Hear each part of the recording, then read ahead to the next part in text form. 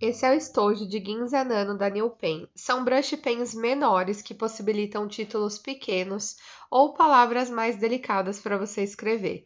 E hoje eu vou mostrar para vocês como o Blender funciona.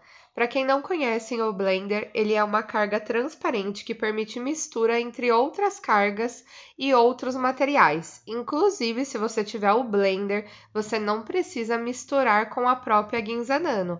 Você pode usar uma marca-texto ou qualquer outro tipo de tinta hidrográfica que sirva para sua caneta.